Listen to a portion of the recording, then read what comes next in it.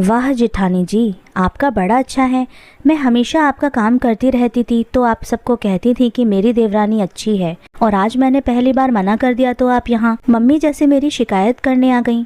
माधवी अपनी जेठानी माया के सामने आते हुए बोली। माया को बिल्कुल भी उम्मीद नहीं थी कि माधवी घर पर ही होगी। उसे तो लगा था कि वो डॉक्टर के पास गई हुई है। उसे अचानक सामने देखकर हकलाते हुए वो बोली, तुम घर पर ही हो? मुझे तो पता ही नहीं था। मुझे लगा कि तुम डॉक्टर के पास गई होगी। डॉक्टर के पास चली गई होती तो पता कैसे चलता मुझे कि आप मेरे बारे में मम्मी जी को भड़काने का काम करती हो। तभी मैं सोचूंगी अचानक मम्मी जी का स्वभाव कैसे बदल जाता है। माधवी ने पलटकर कहा, छोटी बहू, तुम अपनी जेठानी से ऐसे कैसे बात कर रही हो? तमीज बेच खाई है क्या तुमने? और मुझे कौन भड़काएगा? क्या मेरी अपनी खुद की बुद्धि नहीं है? सास जमुना जी माधवी को डांटते हुए बोली। देख लो मम्मी जी, छोटी कैसे बात कर रही है मुझसे। यही इज्जत है मेरी इस घर में।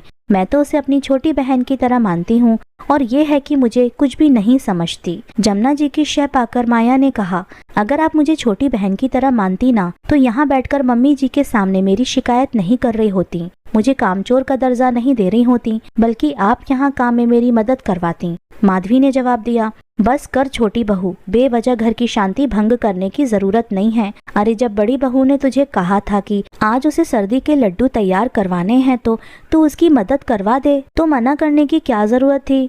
दवाई लेकर चली जाती। कोई अकेली के लिए लड्डू बना नहीं रही थी वो, यहाँ पर हमारे लिए भी भिजवाती है वो। थोड़ी मदद कर देती तो कुछ बिगड़ नहीं जाता। आखिर कितने सारे लड्डू बनाने पड़ते हैं। जमुना जी माया के पक्ष में बोली, मम्मी जी, पहली बात तो ये कि मेरी तबीयत खराब थी, बावजूद उसके मैंने अपने घर का काम किया, वही बड़ी बात है। और दूसरी बात, दीदी अगर कुछ बनवाती हैं तो वो आपके लिए भिजवाती हैं, हम लोग तो उसे देखते तक नहीं हैं। माधवी ने कहा, छोटी बहू, तू तो बड़ी बहू से चिढ़ती है। तुझे तो बिल्कुल अच्छा नहीं लगता कि बड़ी बहू मेरे लिए कुछ बनाकर भेजती है। तेरी तरह कामचोर नहीं है वो। कितनी मेहनत से वो अपने घर पर ये सब सामान तैयार करती है और अपनी सास के लिए भेजती है, नहीं तो तू खुद बनाती है कभी ये सब? ठीक है मम्मी जी, आपकी छोटी बहू तो कुछ नहीं करती। अब से जो करना है आपकी बड़ी बहू से ही करवा लेना, मैं तो कामचोर ही भली हूँ।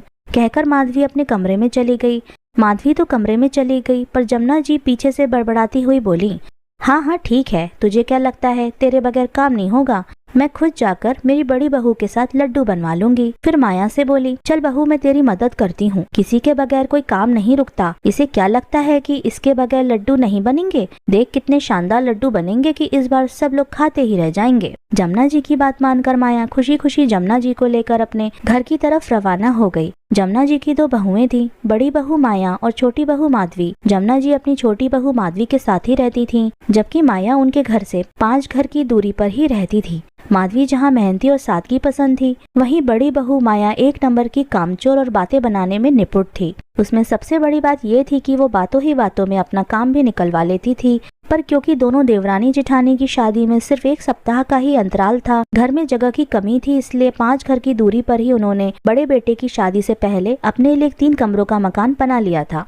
इसलिए बड़ी बहू माया के 10 दिन बाद ही वहाँ शिफ्ट हो गई थी। ऊपर से माया की आदत थी कि उसे जब भी कुछ नया तैयार करना होता था तो वो माधवी को बुला लेती थी, और माधवी भी उसकी मदद करने चली जाती थी। सासू माँ इधर घर पर ही रहती थी और उधर अधिकतर काम माधवी ही करती थी। चीजें तैयार हो जाने पर माया एक डब्बे में भरकर वो सामान सासू माँ को दे जाती थी और उन्हें कहकर जरूर जाती थी, मम्मी जी ये तो सिर्फ आपके लिए ही है, मैं खासकर आपके लिए बनाकर लाई हूँ, इसे आप ही खाना। अब सासू माँ के लिए तो जेठानी दे जाती थी, तो माधवी थोड़ा बहुत ही सामान बनाती थी घर में, इसलिए उन्हें लगता था कि बड़ी बहू तो काम करने में निपुण है, माधवी तो वहाँ जाकर सिर्फ उसकी मदद ही करती होगी। और जमुना जी का ऐसा सोचने के पीछे दूसरा कारण ये भी था कि माया जब भी कुछ बनाने के बाद उन्हें डब्बा देने आती है तो इस तरह से व्यवहार करती है जैसे वो काम करके बहुत थक गई हो। खैर आज सुबह माधवी की तबीयत खराब थी, तभी माया उसे बुलाने आई। अरे माधवी, काम निपटा कर आज घर पर आ जाना, सर्दी के लड्डू तैयार करने हैं। पर दीदी आज तो मेरी तबीयत ठीक नहीं है, माधवी ने कहा तो माया बोली, अरे कैसी बातें कर रही है, मैंने तो सारा सामान मंगा लिया है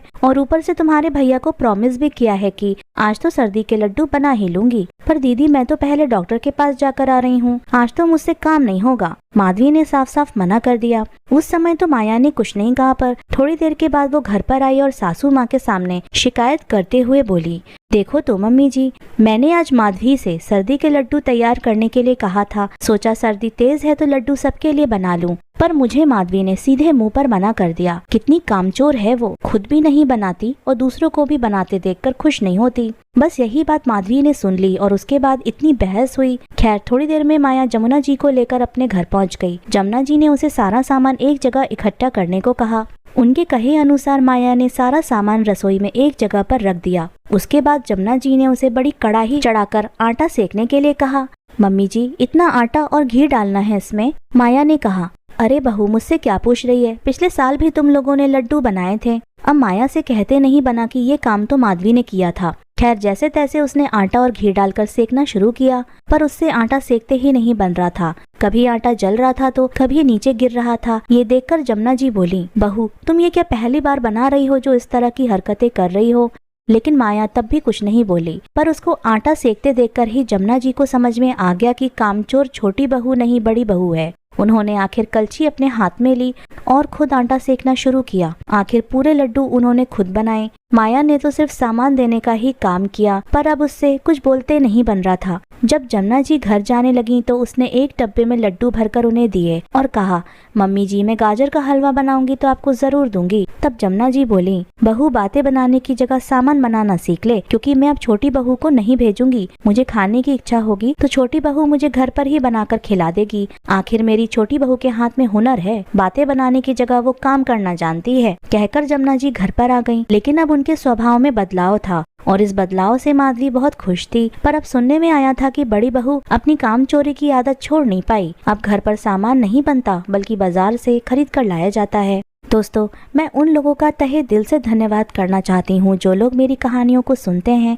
लाइक करते हैं और शेयर करते हैं। तो दोस्तों, अगर आपको आज की कहानी पसंद आई है तो वीडियो को जरूर लाइक कर लीजिएगा और अपने दोस्तों के साथ शेयर भी कर लीजिएगा। और हाँ, अगर अभी तक आपने हमारे चैनल को सब्सक्राइब नहीं किया है तो जरूर जाकर सब्सक्राइब कर लीजिए। मिलते हैं हम कल की अपनी एक और नई दिलचस्प कहानी के साथ। मुझ पर सदा अपना प्यार और स्नेह बनाए रखें। सभी को मेरा प्यार भरा नमस्कार। दोस्तों खुश रहें, स्वस्थ रहें, मस्त रहें।